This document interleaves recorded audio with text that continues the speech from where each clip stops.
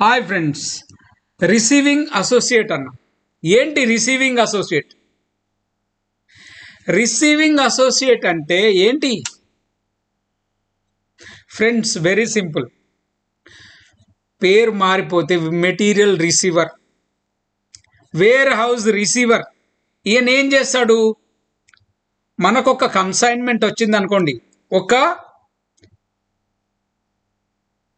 Material container వచ్చింది అనుకోండి,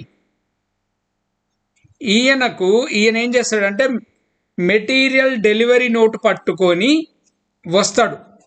ఆ మెటీరియల్ డెలివరీ నోట్ పట్టుకొని మొత్తం చెక్ చేస్తాడు, అన్ని ప్రోడక్ట్స్ ఉన్నాయా లేదా, మన పర్చేజ్ ఆర్డర్లో ఇచ్చిన మెటీరియల్ లిస్టు వచ్చిందా లేదా, 1 2 3 4 అన్ని టిక్ పెట్టుకుంటాడు.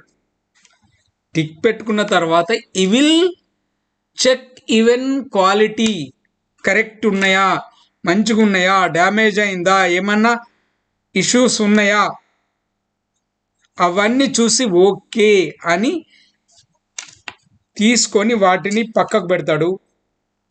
పుటవే దగ్గర పెడతాడు. పుటవే దగ్గర పెట్టిన తర్వాత మళ్ళీ దానికి లేబులింగ్ అవన్నీ చేసి స్టోర్లో ఎక్కడ పెట్టాలో, వేర్ హౌస్లో ఎక్కడ పెట్టాలో స్టోరింగ్ అక్కడికి వెళ్తుంది.